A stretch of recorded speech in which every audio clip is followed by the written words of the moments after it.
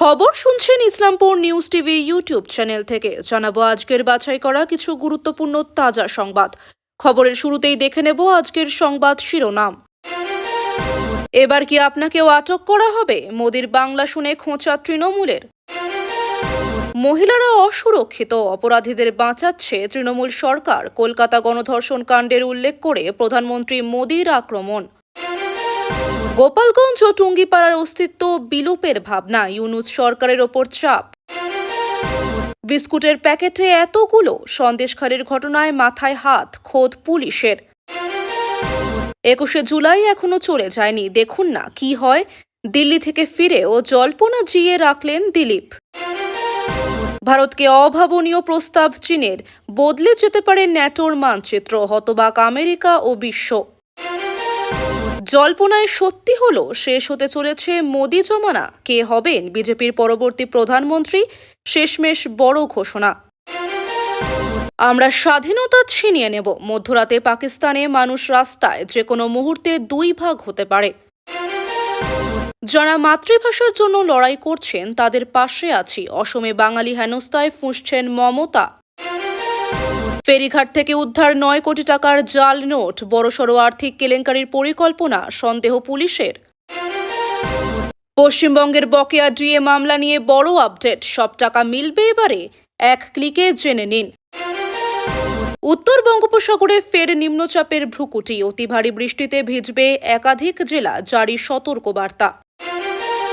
দিদি, আপনি বাংলা ভবিষ্যৎকে বিপন্ন করেছেন। মমতাকে এবার ওপেন চ্যালেঞ্জ। 5টি ফাইটার জেট ভূপাতিত, বিস্ফোরক ট্রাম্প, নয়া বিতর্কে তোলপাড় বিশ্ব। ইউক্রেন যুদ্ধে রুশ অগ্রগতি, ন্যাটোর চোখ এবার ভারত ও চীনের দিকে। বিস্তারিত খবর শোনানোর পূর্বেই আপনাদের কাছে করব একটি ছোট্ট অনুরোধ। আমাদের চ্যানেলে নতুন হয়ে থাকলে চ্যানেলটি সাবস্ক্রাইব করবেন। আসছে বিস্তারিত খবরে। বাংলা ভাষা বিতর্ক উস্কে প্রধানমন্ত্রী নরেন্দ্র মোদীকে নিশানা তৃণমূলের। শুক্রবার দুর্গাপুরে আসেন প্রধানমন্ত্রী নরেন্দ্র মোদী। সরকারি অনুষ্ঠানের মঞ্চ থেকে 5,400 কোটির প্রকল্পের শিলান্যাস করেন।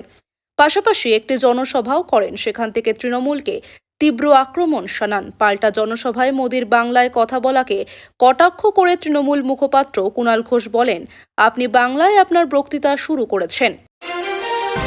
পশ্চিমবঙ্গে আগামী বছর বিধানসভা নির্বাচন অনুষ্ঠিত হতে যাচ্ছে, আর তার আগেই রাজ্যে রাজনৈতিক তৎপরতা তুঙ্গে। বিরোধী দল বিজেপি ক্রমাগত মমতা সরকারকে ঘিরে ধরেছে।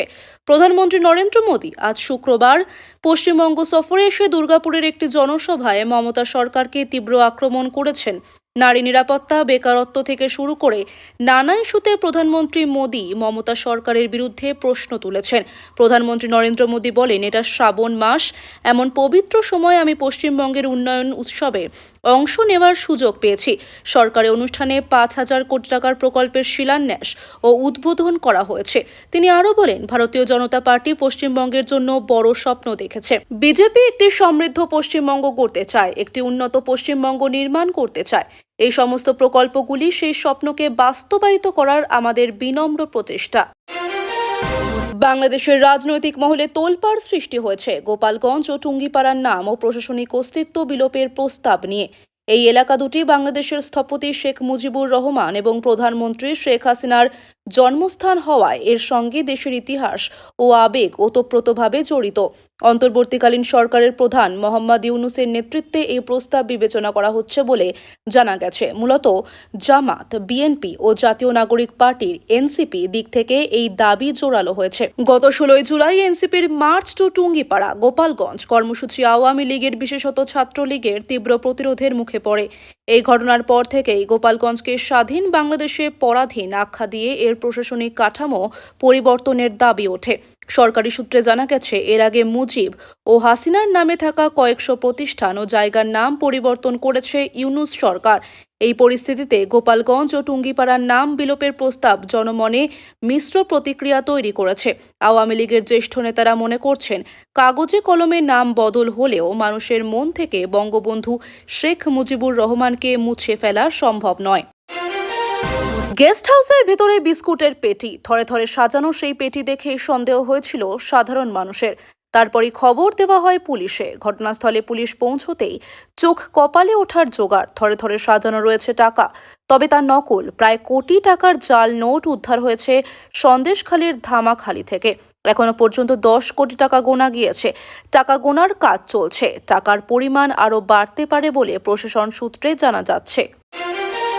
শুক্রবার যখন মোদি বাংলা সফরে, সেদিনই সবাইকে অবাক করে দিল্লিতে জেপি নাড্ডার সঙ্গে দেখা করতে যান দিলীপ ঘোষ। পরে শোনা যায় দিলীপ ঘোষের সাম্প্রতিক মন্তব্যে নাকি ক্ষুব্ধ দল। এমনকি ঘণ্টাখানেকের বৈঠকে দিলীপকে সমঝে দেওয়া হয়েছে। তিনি যেভাবে বারবার সংবাদ মাধ্যমে বেফাঁস মন্তব্য করে দলকে অস্বস্তিতে ফেলছেন, সেটা বরদাস্ত করা হবে না। যদিও বৈঠক থেকে বেরিয়ে স্পিকটি নট ছিলেন দিলীপ, শুধু বলেন খুব গল্প হয়েছে। শনিবারও দিলীপ ঘোষের উদ্দেশ্যে সাংবাদিকদের প্রশ্ন, স্রেফ 1 ঘন্টা গল্প হলো? উত্তরে দিলীপ ঘোষ বলেন, প্রেসিডেন্ট যদি আমাকে গল্প করতে ডাকেন তাহলে কি করা যাবে? আমি গেলাম, গল্প করলাম। সংগঠনের বিষয়ে অনেক কথা হলো। 26-এর ভোট, সংগঠন, প্রস্তুতি সব নিয়ে কথা হলো। উনি বললেন, রাজ্যে গিয়ে জোরদার কাজ করুন। প্রধানমন্ত্রী নরেন্দ্র মোদীর জনপ্রিয়তাই বিজেপির নির্বাচনী সাফল্যের প্রধান চাবিকাঠি, এমনই দাবি করলেন বিজেপির লোকসভার সাংসদ নিশিকান্ত দুবে। শুক্রবার সংবাদ সংস্থা ANI-কে দেওয়া সাক্ষাৎকারে তিনি বলেন, প্রধানমন্ত্রী মোদী যদি বিজেপির নেতা না হতেন তাহলে দল 150টি আসনও পেত না। নিশিকান্ত দুবে এদিন আরও বলেন, দেশের মানুষের আস্থা এবং বিশ্বাসের কেন্দ্রবিন্দু হয়ে উঠেছেন মোদী।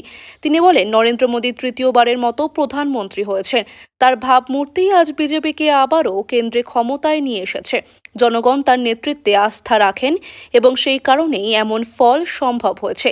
বিজেপি সাংসদের দাবি, যে সকল পিছিয়ে পড়া অনগ্রসর শ্রেণী অতীতে কখনো বিজেপিকে সমর্থন করেনি, তারাও এখন কেবলমাত্র মোদীর প্রতি আস্থার জোরেই বিজেপিকে ভোট দিচ্ছেন। বিশেষ করে সমাজের দরিদ্র অংশ এখন বিজেপির বড় ভোট ব্যাংক হয়ে উঠেছে। সকাল থেকেই রৌদ্রোজ্জ্বল আবহাওয়া থাকলেও বেলা গড়াতেই আকাশের মুখ ভার। সপ্তাহান্তে কেমন থাকবে মহানগর ও শহরতলির আবহাওয়া? বিশদে জানতে দেখুন সম্পূর্ণ ফটো গ্যালারি। আলিপুর আবহাওয়া দফতর সূত্রে খবর, দক্ষিণবঙ্গে আপাতত ভারী বৃষ্টির কোনো সম্ভাবনা নেই। বজ্রবিদ্যুৎ সহ বিক্ষিপ্তভাবে 2-1 পশলা বৃষ্টি হতে পারে কিছু কিছু জেলায়। জলীয় বাষ্প বেশি থাকায় আর্দ্রতাজনিত অস্বস্তি বাড়বে। বুধবার থেকে বিক্ষিপ্তভাবে ভারী বৃষ্টি শুরু হবে দক্ষিণবঙ্গে। হাওয়া অফিস সূত্রে খবর, উত্তরবঙ্গে 21শে জুলাই পর্যন্ত ভারী থেকে অতি ভারী বৃষ্টির সতর্কতা। বিক্ষিপ্তভাবে বজ্রবিদ্যুৎ সহ হালকা মাঝারি বৃষ্টি সব জেলাতে হবে।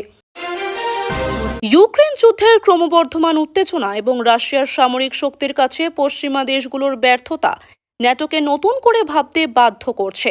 এই পরিস্থিতিতে ন্যাটোর নজর এখন রাশিয়াকে বাণিজ্যিক সমর্থন যোগানো ভারত ও চীনের দিকে। সম্প্রতি আমেরিকা রাশিয়া থেকে তেল আমদানির ওপর 500% পর্যন্ত শুল্কের প্রস্তাব দিয়েছে। একই সঙ্গে ন্যাটোর মহাসচিব মার্ক রুট ভারত ও চীনকে সতর্ক করে বলেছেন, আগামী 50 দিনের মধ্যে রাশিয়া যদি শান্তি স্থাপনে ব্যর্থ হয় তবে তাদের 100% অতিরিক্ত শুল্কের সম্মুখীন হতে হবে। তবে ভারত তার স্বাধীন পররাষ্ট্র নীতিতে অটল রয়েছে। S-400 ক্ষেপণাস্ত্র চুক্তি থেকে শুরু করে বর্তমানে রুশ তেল আমদানি, ভারত বরাবরই পশ্চিমা চাপ উপেক্ষা করে তার জাতীয় স্বার্থকে প্রাধান্য দিয়েছে। ইউক্রেন সংকটের মধ্যেও ভারত শুধু তার জ্বালানি চাহিদাই পূরণ করেনি, বরং রাশিয়ার তেল পরিশোধন করে ইউরোপীয় দেশগুলোতে সরবরাহ করে বিশ্বব্যাপী তেলের দাম নিয়ন্ত্রণে গুরুত্বপূর্ণ ভূমিকা রেখেছে।